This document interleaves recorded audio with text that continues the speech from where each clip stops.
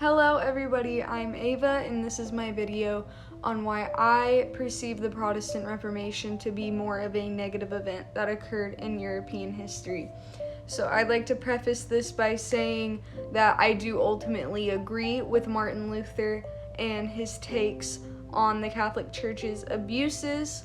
I think the 95 Theses were solid theological arguments, and this is basically more of an argument against the popular narrative that's at least significant in America. So when I learned about the Protestant Reformation, I believe I first learned about it in Arkansas public schools and then Oklahoma public schools. And I know neither of those states are known for having the greatest education system, so I really cannot speak for every state. But just from what I know from two different states, the Protestant Reformation is just seen as rising above the Catholic Church's abuses and having sort of a spiritual revolution. But what we're not really taught about is the complete divide that it created in Europe. I mean, we know things like the Spanish Inquisition happened as a direct result, the German 30 Years' War. All of these events led to so many deaths, so much destruction. And while it would be so easy to just blame this on the Catholic Church, it really does take two to tango. The Spanish Inquisition is a bit different. It was not just purely targeting Protestants, it was targeting Muslims and Jewish people. So it was a very mutually destructive relationship that the schism created. As Dr. Sunday Ndindu Adwugbanu explains, and I'm sorry if I pronounced that horribly, corruption in the church practically invited Reformation, but the fallout that occurred as a result was probably worse than the corruption in the church to begin with. And this is a viewpoint that I very much align with. My perspective is that the Protestant Reformation should not have occurred outside of the church, but instead within it. And I know that that was Martin Luther's original intention, but he was just one man and he couldn't really oversee how the Reformation was going to play out. And that's a shame, because I think he had a great mind and I think he would have really steered the Catholic Church into a proper direction. But unfortunately, that's not how history played out. How it did play out was, once again, according to Dr. Adwugbanu, new denominations formed one after the other because of these new interpretations of the Bible. There was no alignment anymore. There was no unity in Europe. And while the Catholic Church wasn't an all-unifying force, it was really the closest thing that had existed since the Roman Empire. But this is just all to say that with new denominations forming in Christianity, different interpretations of the Bible, the Catholic Church having aggressive policies to prevent Protestantism, all it did was further divide Europe. No one had the same interpretation of the Bible, and while of course being able to have the freedom to think for yourself is very important, community is just as important. But a perfect example of how the Protestant Reformation's original intent was hijacked is none other than King Henry VIII. So a great source that I had for this project was Robb S. Harvey, who has been a litigation attorney for 40 years. But he also talks about how Henry VIII really capitalized on Protestantism as an opportunity to seize his own power, which is deeply hypocritical and reflective of the Catholic Church. So we all know the story of King Henry VIII. It's a fun one when you're separated 600 years from the fact. He wanted to divorce his wife, and he decided to seize Protestantism as a movement because the Catholic Church would not grant him this divorce, as they saw it as unbiblical. So he created the Church of England and installed himself as the figurehead of it so that he could grant himself a divorce. Something like 15 years later, his daughter Mary would convert England back to Catholicism, and then his other daughter Elizabeth would convert it back to Protestantism, and there we see the whiplash: Protestant, Catholic, Protestant again, and how many lives were lost as a result of this infighting in Europe. So I've been teasing it this whole time, so let's go ahead and talk about it. The German 30 Years' War was a direct result of the Protestant Reformation. And to briefly summarize it, it was a 30-year war with German Protestants and French Catholics.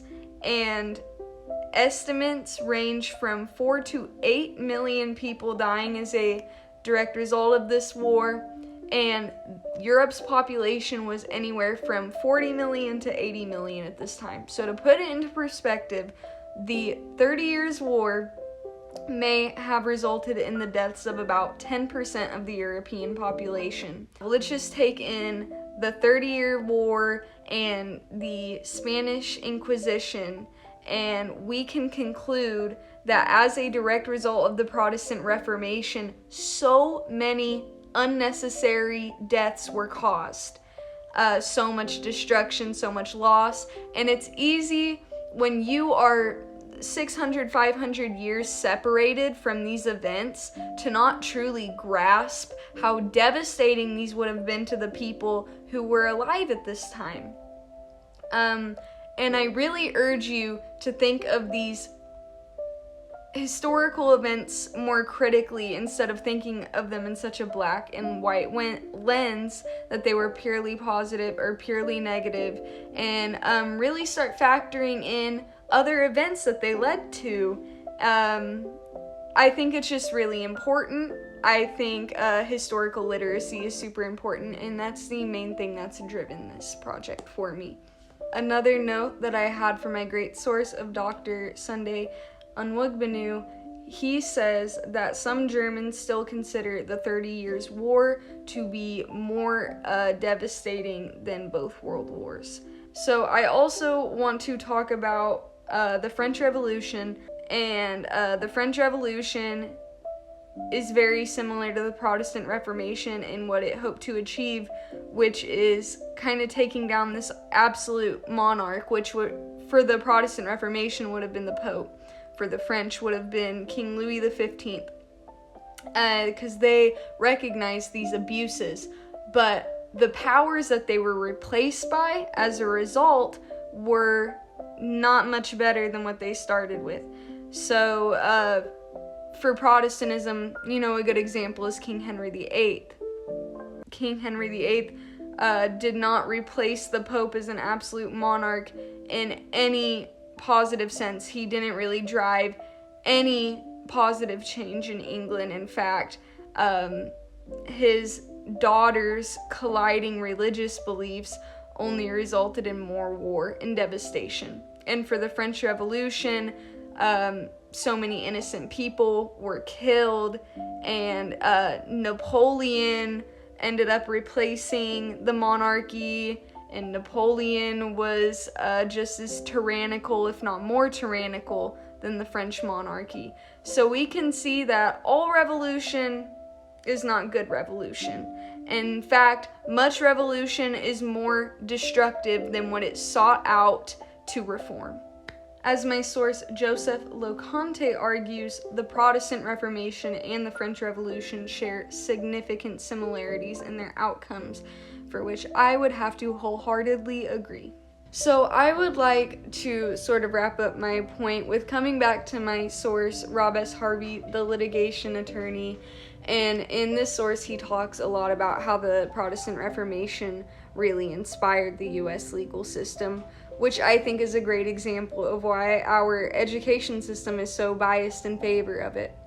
And also, as Americans, we were sort of built on the idea of revolution. So when we hear stories like the Protestant Reformation, we sort of relate to it.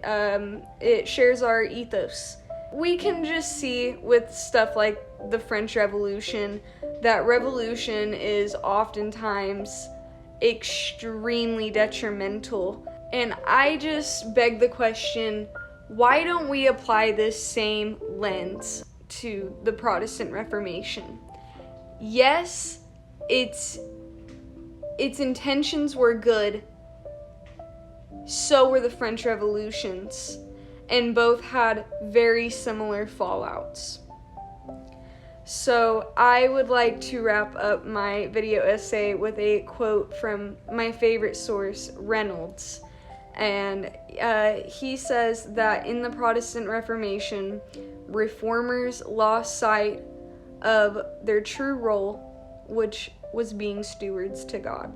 The Reformation was co-opted, and that's why it should have been done within the Catholic Church instead of outside of it. So thank you for watching this video. I hope you enjoyed it. And if you have any questions or critiques, just drop a comment, and I appreciate your time. Thank you.